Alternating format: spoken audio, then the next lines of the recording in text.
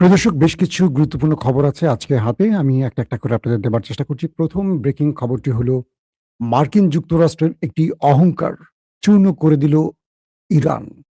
Hormuz প্রণালীতে মার্কিন Apache helicopter বিধ্বস্ত বা ভূপাতিত। ২য় গুরুত্বপূর্ণ খবর, ইরানের কাছে অবশেষে নতি স্বীকার করল দখলদার বাহিনী। ৩ নম্বর গুরুত্বপূর্ণ খবর, ইয়েমেনে ড্রোন ঢুকে পড়েছে ইসরায়েলের ভেতরে। কি হলো তারপর? পাশাপাশি হিজবুল্লাহ এবং দখলদার বাহিনীর সংঘর্ষ অব্যাহত আছে এবং ডোনাল্ড ট্রাম্প শেষ রাতে নেতানিয়াহুকে কি বলেছিল? দর্শক, প্রথম যে খবরটি, ইরান এবং ইসরায়েলের মধ্যে হামলা আপাতত বন্ধ আছে। এর প্রধান কারণ হলো ইরানকে নিয়ে ইসরায়েলের যে পরিকল্পনা ছিল সেটা ভেস্তে গেছে। দুটো বিষয় আমাদের আলোচনায় এসছে। আমি দুটো বিষয় তুলব। একদম রাইট কোনটা আমি বলতে পারবো না, অন্য কেউ বলতে পারবো না, সংশ্লিষ্ট ব্যক্তিরা ছাড়া। অর্থাৎ আমেরিকার সেনাবাহিনীর একটি উচ্চ পর্যায়ের অনুমতি নিয়েই ইসরায়েলে হামলাটি করেছিল। কেউ কেউ বলছে এখানে ডোনাল্ড ট্রাম্পের অনুমতি ছিল না, বা ডোনাল্ড ট্রাম্প পূর্বে জানতেন না, কিন্তু সামরিক বাহিনী জানতো আমেরিকার। যখন ইরান নিজ থেকে বৈরুতে হামলার প্রতিশোধ হিসেবে আক্রমণটা শুরু করলো, ইসরায়েল ইরান খুব বড় আকারে আক্রমণ করেছে। পাল্টা জবাবে ইসরায়েল ট্রাম্পের নির্দেশ অমান্য করে, ট্রাম্প বলেছিল যেন ইরানে পাল্টা হামলা না করে। তারপর ২.৫ থেকে ৩ ঘন্টা পর ইসরায়েল কিন্তু রিটালিয়েট করেছে ইরানে, এবং ইরানের পেট্রোকেমিক্যাল কয়েকটি গবেষণা বিশ্ববিদ্যালয় গবেষণা কেন্দ্র থেকে শুরু করে গুরুত্বপূর্ণ কয়েকটি বাণিজ্যিক প্রতিষ্ঠানে হিট করে। উত্তরে ইরান তার দ্বিতীয় অ্যাটাকগুলো হাইফা থেকে শুরু করে ইসরায়েলের গুরুত্বপূর্ণ বাণিজ্যিক স্থানগুলোতে টার্গেট করে। তাদের বিমানবন্দর নেভাত্তাম কি জানেন? আমি যারা আমার ভিডিও নিয়ে দেখেন তারা জানেন।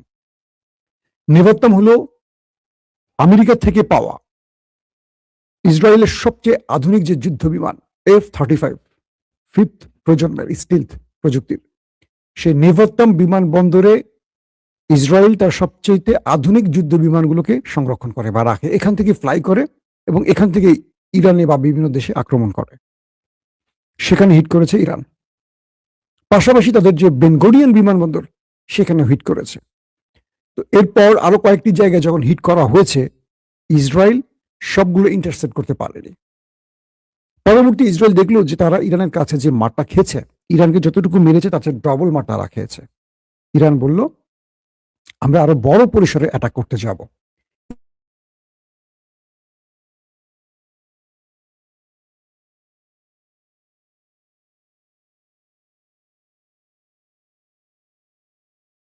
অ্যাটাক না করে।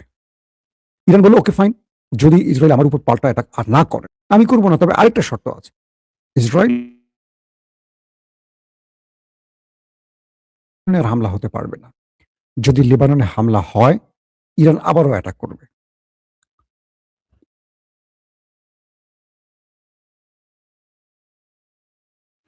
তো দুই দেশের মধ্যে আপাতত চুপচাপ, একে অপরকে আপাতত মারছে না। কিন্তু লেবাননে আক্রমণ দুপক্ষের মধ্যে চলছে দক্ষিণ অঞ্চলে, এটা বৈরুতে। বৈরুতে আক্রমণের প্রতিশোধ কিন্তু ইরান নিয়েছে। এটা বৈরুত শব্দটা খেয়াল রাখবেন, রাজধানী। তো লেবাননের দক্ষিণে দখলদাররা হিজবুল্লাহর উপর অ্যাটাক করছে। হিজবুল্লাহ তাদেরকে চারদিক থেকে ঘিরে অ্যাটাক করছে। খেলা কিন্তু দুই পক্ষে চলছে, উইকেট দুই পক্ষে যাচ্ছে। অর্থাৎ ওরা যেই জায়গাগুলো দখল করেছিল দখলদাররা, যেখানে মার্কাবা সহ বিভিন্ন ট্রুপ ক্যারিয়ার নিয়ে তারা এসছে, যেখানে সামরিক বাহিনীগুলো পতাকা উড়িয়ে ঘাঁটি গেড়েছে, সেই জায়গাগুলো খুঁজে খুঁজে হিজবুল্লাহ এখন হিট করছে। হিজবুল্লাহর অ্যাটাকে প্রচুর হতাহতের খবর আসছে, কিন্তু এই পরিসংখ্যানটা কখনো সঠিকভাবে দেওয়া যাবে না। এর প্রধান কারণ, ইসরায়েল কখনো সঠিকটাকে অ্যাডমিট করে না। তো হিজবুল্লাহর খেলা টানা চলছে। এরই মধ্যে আপনারা জানেন যে কালকে হুতিরা ইরানের সাথে যুক্ত হয়ে ইসরায়েলে অনেকগুলো মিসাইল মেরেছে। আজকে একটি খবর আসছে যে ইসরায়েলের ভেতরে ঢুকে পড়েছে একটি হুতিদের ড্রোন, ছোট আকারের একটি ড্রোন, এবং সেটা বিভিন্ন অঞ্চল ঘুরে হুতিকে পারফেক্ট করেছে। পরবর্তী সেটাকে দুটো প্যাট্রিয়ট মিসাইল দিয়ে পৃথিবীর সবচেয়ে উন্নত প্রতিরক্ষা ব্যবস্থা ব্যবহার করে সে অল্প দামি ড্রোনটাকে ভূপাতিত করতে হয়েছে কাকে? ইসরায়েলকে। এক ধরেন একটা ১ লক্ষ টাকার ড্রোন, তাকে মারতে ১ কোটি টাকার ড্রোন মারা লাগলো। আরো বেশি হবে, ১০ কোটি টাকার ধরেন একটা মিসাইল মারা লাগলো, এরকম।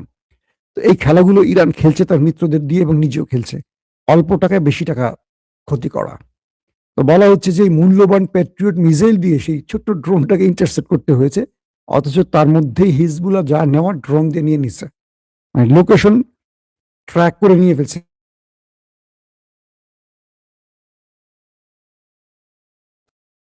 তো এই অবস্থার মধ্যে মোটামুটি নেতানিয়াহু বুঝতে পারছেন যে ইরান এবার মিশনটা অন্যভাবে শুরু করতে চায়। চারদিক থেকে ইরান তার প্রক্সি বাহিনীগুলো দিয়ে ইসরায়েলকে অ্যাটাক করার যে প্ল্যানটা করছে, ডোনাল্ড ট্রাম্প আপাতত ইসরায়েলকে রক্ষা করেছেন, কারণ ইরান 40 দিনের যুদ্ধেও হুতিদের এভাবে ব্যবহার করেনি। একদিন বোধহয় হুতিরা অ্যাটাক করেছিল, আর এবার অ্যাটাকটা ইরান করার সঙ্গে সঙ্গে হুতিরাও অ্যাটাক শুরু করেছে। বলা হচ্ছিল যে এটা আর একদিন দুদিন থাকলে ইরাক থেকেও অ্যাটাক শুরু হয়ে যেত। হিজবুল্লাহ তো অ্যাটাক করছেই, চতুর্মুখী অ্যাটাক। এখান থেকে মিস্টার নেতানিয়াহুকে ফোন করেছিলেন ডোনাল্ড ট্রাম্প, তাকে বললেন যে তোমাকে আমি নিষেধ করেছিলাম তুমি যুদ্ধটা করো না, ইরান তোমাকে মেরেছে, তুমি চুপ থাকো। পরবর্তী বিষয়টা আমরা দেখতাম, তুমি আমার কথা শোনোনি। তোমাকে এটুকু বলতে পারি, এই যুদ্ধ তুমি লড়তে পারো, আমার আপত্তি নেই, বাট তুমি যদি ইরানের সাথে পেরে না ওঠো, তুমি আমার সাহায্য চাইলে আমি তোমার পাশে দাঁড়াতে পারবো না, আমি তোমাকে কোনোভাবেই সাহায্য করতে পারবো না। তুমি ইন্ডিভিজুয়াল একটা দেশের প্রধানমন্ত্রী, তুমি যদি মনে করো যে তুমি যুদ্ধ করতে চাও করো, কিন্তু তুমি বিপদে পড়ে আমার সাহায্য চাইলে আমি সাহায্য করতে পারবো না। তার প্রধান কারণ, এমনিতেই আমার অবস্থা 12টা বেজে গেছে, পুরো আমেরিকায় যুদ্ধ চায় না, আমেরিকার এস্টাবলিশমেন্ট যুদ্ধ চায় না, পেন্টাগন যুদ্ধ চায় না, জনগণ যুদ্ধ চায় না। আমার জনপ্রিয়তা 80% মাইনাসে চলে গেছে। মধ্যবর্তী নির্বাচনে আমাকে 16 থেকে 20% মানুষ চায় কিনা সন্দেহ। এই অবস্থায় আমি আর তোমাকে টেনে নিতে পারবো না, তোমাকে বহন করতে পারবো না, সেই শক্তি আমার নাই। তুমি করো কি করবা সেটা তোমার বিষয়, কিন্তু মার খেয়ে তুমি আমার সাহায্য চাইলে আমি আসতে পারবো না। এরপর নেতানিয়াহু বেলুনের হাওয়া বের হয়ে গেলে কেমন হয় বুঝতে পারছেন তো, এরকম হয়ে গেছে। দর্শক, মাসুম ভাই ভারতের জন্য কিছু দোয়া করে দেন। আচ্ছা, দোয়া করে দেবো আজকে ভারতের জন্য। কি নরেন্দ্র মোদীর জন্য?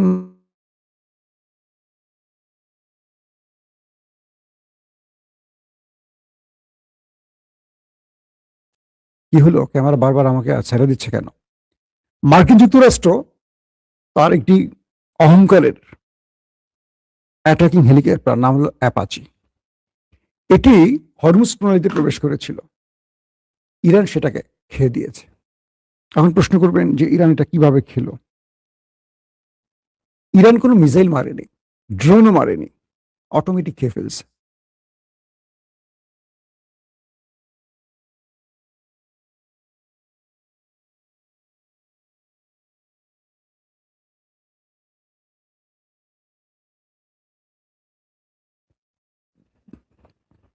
এটিকে ইলেকট্রনিক্স ওয়ারফেয়ারের মাধ্যমে খতম করেছে ইরান। আপনাদের মনে আছে পাকিস্তান এবং ভারতের যুদ্ধে পাকিস্তান এই ইলেকট্রনিক্স ওয়ারফেয়ার ব্যবহার করে রাফেলকে সার্চ করেছিল, সেই প্রযুক্তি তুরস্ক দিয়েছিল পাকিস্তানকে।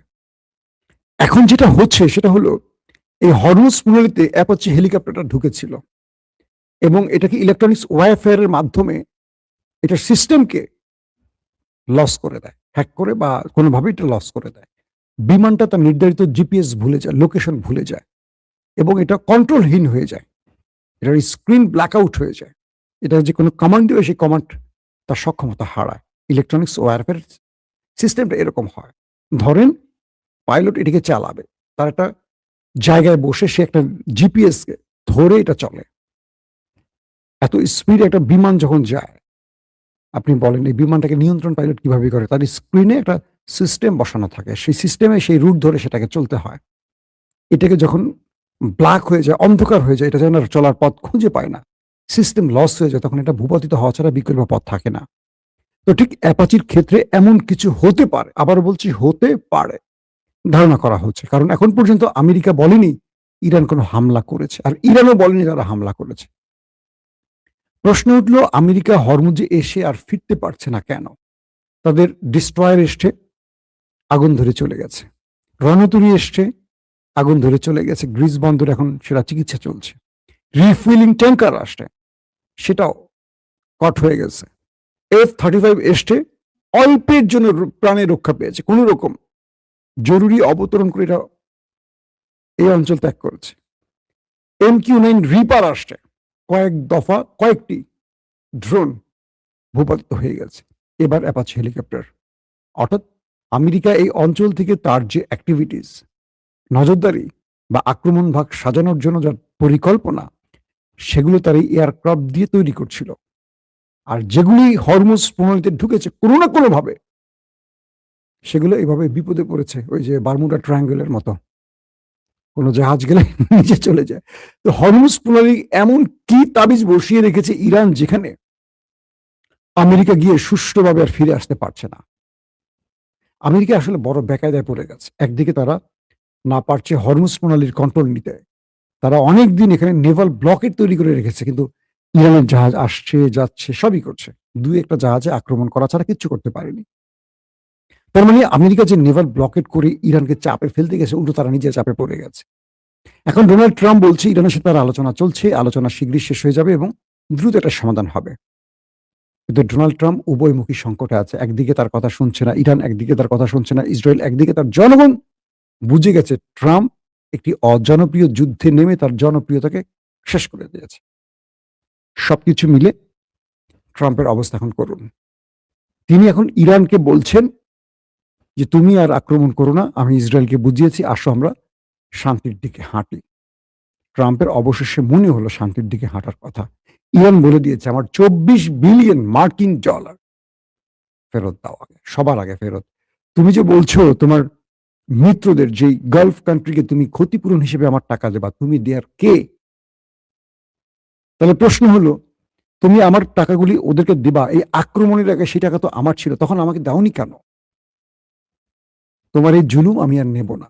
আলোচনা যদি চূড়ান্ত লক্ষ্যে পৌঁছতে হয়, তোমাকে আমার 24 বিলিয়ন আমার জব্দকৃত অর্থ সম্পদ ফেরত দিতে হবে। পাশাপাশি হরমুজ প্রণালী আমার কন্ট্রোলেই থাকবে, এখান থেকে আমরা টোল নেবই, কোনো ছাড় নেই। আর তোমার নিষেধাজ্ঞা প্রত্যাহার করতে হবে।